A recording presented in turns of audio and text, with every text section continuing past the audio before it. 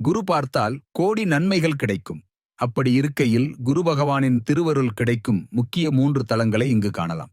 குரு பகவானின் திருவருள் கிடைக்கும் தலங்களில் முதன்மையானது திட்டை குருகோவில். இது தஞ்சாவூரிலிருந்து 10 கிலோமீட்டர் தொலைவில் உள்ளது. இங்கு பொறு என்ற முத்திரை உள்ளது. இது இந்த கோவிலுக்கு மட்டுமே உள்ள தனித்துவம். இங்கு குரு நின்ற கோலத்தில் காட்சி தருகிறார்.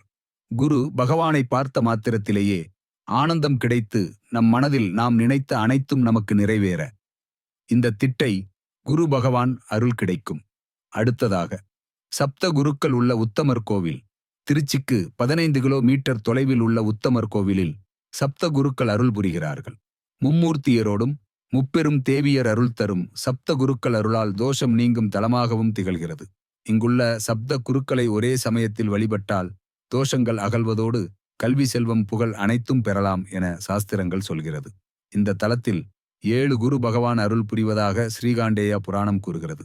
மூன்றாவதாக புலியரை சதாசிவமூர்த்தி கோவில் பற்றி காணலாம்.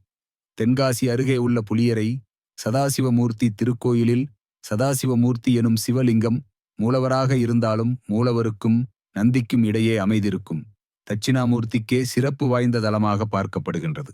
புலியரை சதாசிவமூர்த்தி கோவிலில் கோவிலுக்கு செல்ல 27 படிகள் உள்ளன. இந்த 27 படிக்கட்டுகள் 27 நட்சத்திரங்களாக பார்க்கப்படுகின்றன. நட்சத்திர தோஷம் உள்ளவர்கள் இங்கு வந்து 27 படியில் வழியாக ஏறி சிவனை பூஜித்தால் தோஷங்கள் நீங்கும் என்பது ஐதீகம். பொதுவாக சிவன் கோவிலில் தட்சிணாமூர்த்தி தெற்கு திசை பார்த்து அமர்ந்திருப்பார். ஆனால் இங்கு மூலவர் சதாசிவமூர்த்தி லிங்கத்திற்கும் வாசலில் உள்ள நந்திக்கும் இடையே தட்சிணாமூர்த்தி அருள் பாலிக்கின்றார்.